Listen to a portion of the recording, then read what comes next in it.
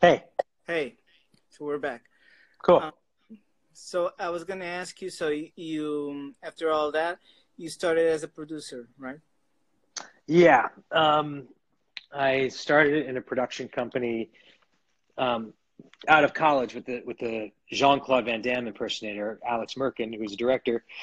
We called it Five Line Productions, which was a take on Voltron. I believe it was Voltron, that Mm. old animated show. The five lines that come together to form one, I guess, force of power. And so that was uh, that was a great experience. And we did a lot of like music videos, hardcore rap videos, commercial work, spec commercial work. We were just getting started, but we did a short film called Across the Hall that started me off in my career. Mm-hmm. Um, that was a story about adultery, betrayal of friendship, set at a hotel, three or four actors, really intense Hitchcock style. And it did so well. We also got it sponsored by Samsung, and we did about 30 to 40 film festivals that won many awards. Samsung paid for the New York and LA and Seattle premieres, um, which was really nice of them. They put a lot of money into it. We shot 35 millimeter. It was kind of a dream come true. And I was 24 years old at the time. And then, and I took a risk. I took a gamble on this because it took a long time to raise this money and find the sponsorship, find Samsung as a partner. And 2 years later, an investor or a producer actually who loved our short film approached me to see if we wanted to make it as a feature film Right. for $2 million. He had an investor who had the money. This guy Elton Brand, a basketball player. So Elton Brand and I became executive producers on this film, which starred the late Brittany Murphy. She passed away right after our film, and it was a great experience. It's my first feature film. I guess I was 28 at the time, and uh, but it was funny at that time. I thought, oh, this is easy. I can just keep churning these films out and make movies like left and right. I'm going to be an Uber producer, but did not pan out that way. It is not an easy career. I Oh, ended up working with my cousin and another producing partner, um, the actor Adrian Grenier from HBO's Entourage. Um, we were cousins through marriage, and we had a production company called Reckless Productions for many years. So that was a great experience. We did a lot of documentary work, for but H- it was challenging too, very challenging. you did one for HBO, right? Yeah, we did. I did one called Teenage Paparazzo, which was about our celebrity mediated culture, celebrity obsessed and mediated society. Mm-hmm. And it was through the eyes of a young kid named Austin, who was a photographer at 13 years old, and he would travel around on a skateboard and shoot, you know, Paris Hilton at the time and Lindsay Lohan. And I also did a movie called um, Survivor's Guide to Prison, which was a follow up to How to Make Money Selling Drugs, which was they're both one's about the war on drugs and one's about the prison industrial complex, but they're made in a very digestible pop kind of manner. It's a hard pill to swallow, but it's they put the pill inside the ice cream. It's a little more digestible through the style and techniques the director employed.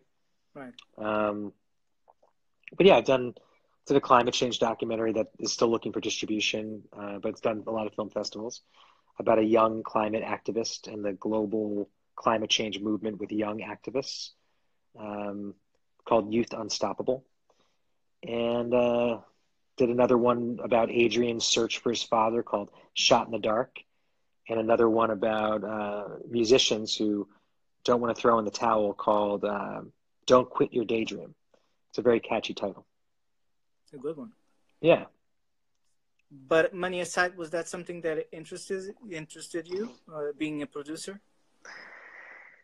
Um, like on paper, I've had some success, but it was never financially lucrative or sustainable. So it wasn't really a career.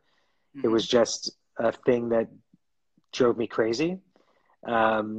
And the joy for all the projects got sucked out of it completely. I would love to say that it was enjoyable, but it was almost like war, but I've never been to war, but I can imagine just like you form a brotherhood with the people you work with, but you also are just going through the trenches and the shit, and it's not fun. It can be. There's some fun moments.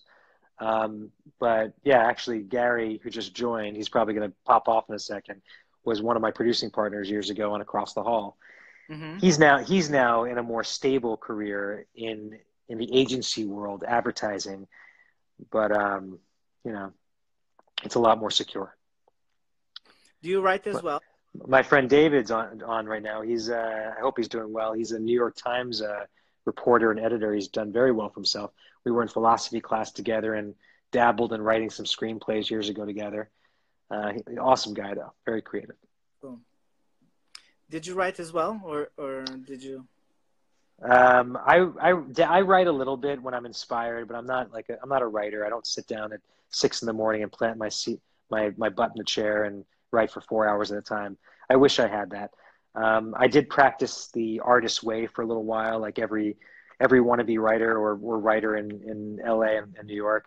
Basically, it's journaling every day. Mhm. It's a practice that is very helpful. It's basically just stream of consciousness, letting all your words spill out on the page, and not being precious about it, not caring about perfection. Right. Um, so someone just commented that they wrote their very first or shot their very first short film. Well, that's awesome. Congratulations. It's a big feat to do any kind of filmmaking, or whether it's a short or feature. It's an enormous feat, takes a lot of work and a lot of support.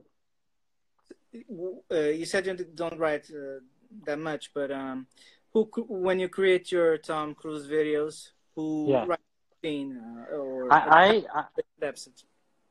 write most of them, but I've had input from my girlfriend. She loves to do that actually, and she's written some very funny things. I have a lot of comedy writer friends in LA who Mhm. contribute um, occasionally, and I'm grateful for that. Yeah. So you did those movies as a producer, but you did one as Tom Cruise too, as well, right? Yeah, I've done a few. I've done many as Tom Cruise. I did a movie called Dumbbells with my friend Brian Drolet. He's a very talented writer, director, a real go-getter, I guess you would call it. Someone who doesn't wait around for anything. He doesn't wait around for all the bullshit. He just makes it. He just finds a way to make his movies. He's done 3 or 4 of his own films already. He made his last one on an iPhone, and it was terrific. It was one of the best, like, no budget films I've ever seen. It was right. It was a romantic comedy right up there, and very moving, very poignant, right up there with, like, a good indie or Hollywood film. Like, it doesn't matter what the budget is. He told a Yeah. storyteller. There was. So did a movie called Dumbbells. That was like a dodgeball type film, and then I did a movie called a really cool one with Ari Folman, who was a Academy Award nominated director. I had a scene with Robin Wright, um, and that was called The Congress, which Right. was half live action, half animated, and that was a great experience. I had a really funny scene with Robin Wright where I was the last actor to sign away my life and my soul to the studio.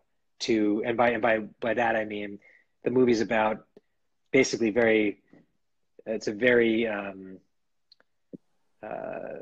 it's like almost like Nostradamus, like it predicted the future in many ways. It's a science fiction novel based on Hmm. the guy who wrote Solaris, Stanislaw Lem, Polish writer, and the movie is about what we're going through now. Actors are signing away their digital rights forever. Now, these are dead actors like James Dean. They're doing that right now. But the work I've been doing in deepfake is kind of similar to what this movie was about, but it goes a lot further. It's more nightmarish. But my scene was that I'm Robin Wright and I. Robin Wright plays herself, by the way. So Oh. she's an aging actress in Hollywood. The studio wants her to sign her life away so that they can use her image as Princess Bride and as Forrest Gump, her young image, her beautiful image, for the rest of eternity. And she can never, by signing this contract for like $20 million or $30 million, she can never work in Hollywood again. They'll only use her digital likeness. And that's what they would do with Tom Cruise as well. So it's a really interesting film. But yeah, I've done, TV work. I did the 100th episode of It's Always Sunny in Philadelphia. Oh, that's a good show. I was directed by one of the stars. I forgot his name, the high-pitched, shorter guy. But it was an honor, and it was awesome, and the footage was terrific. But at the last minute, I was cut out, and I think it was a legal issue. I think they were concerned about Cruise and his camp, because 2 days prior they had okayed it. They told me, you can tell all your friends, you're in the show, you're a guest star, you're going to be, featured in it. And then, Cruise? What's that? Yeah, playing Cruise. Oh, okay. Yeah, I was playing Cruise in a dream sequence with the blonde on the show. I forgot her name, but the comedian, and we are romantically linked, and we're on Oprah, the show Oprah, but I'm jumping on the couch and saying how much I love her, and it's very funny. But unfortunately it was cut out. Oh. And my mom on the East Coast was the first one to tell me. Which was really sad. So I hadn't even seen the show yet, but of course the East Coast gets it first, and so that's how I found out. That was the second biggest disappointment in my life. Yeah. Career-wise, yeah. It actually happened to me once, something like that. And but there was an experience I think you told in the past about doing or being contacted by a production company, I think in Australia, about doing a Tom Cruise production. Yeah, so that was a really big break of mine, in the sense that Tom Cruise himself indirectly saved my life.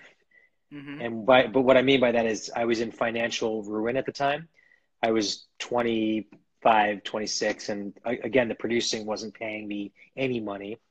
I was scrambling by, living in Queens, racking up a lot of credit card debt. And I'm not ashamed to say it, because it's something that a lot of people go through, and it's tough. Credit card debt is something that many people go through. And I've fortunately been able to get out of it twice in my life, and I really never want to get back into it again. But both times that I got out of it was because of Tom Cruise, because I ended up getting a windfall of money from a major job that comes out of left field, out of nowhere. And that's what happened in this case. So I was 25. MySpace was a thing. This is before Facebook. And I ended up getting a message on MySpace from this production company. Well, it wasn't a production company. It was a magazine company called Pacific Magazines. And they had a magazine called Famous, which is basically like Us Weekly. It's like Us Weekly. And I don't know what this person's talking about, but no, I was not in a movie about Scientology. So I know what you're talking about, though. I was asked to be in it, but I didn't want to do it because it's about Scientology, and I didn't want to be mixed up in all that. Anyway, the point is, I get a call. I get a MySpace message, and I thought it was one of these like Nigerian email scammers, and I didn't think it was real. I didn't trust it, but they said that they were interested in me directing and starring in 3 commercial spots for their company. And this is like a dream come true. Like I was in massive debt. I needed a job badly. And this is like this is my salvation. And I wanted to take it seriously, but I just was such a pessimist at the time.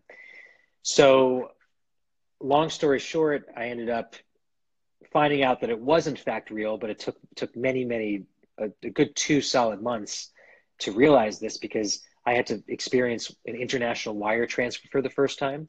So ultimately they okayed my ideas. I budgeted for them. They okayed the budget, and the first installment was supposed to come through, and I was going to shoot the following week. And I organized a really talented union crew to do this. About $60,000 for 3 spots, but I took the lion's share of it because I was acting, writing, producing, directing it, right? So I took, quite a bit of that, but I still paid everyone very well. course. but I, I had a skeleton crew, a very small crew. But the point is, the first installment didn't come through when they said it was, and it was like 5 days to a week late.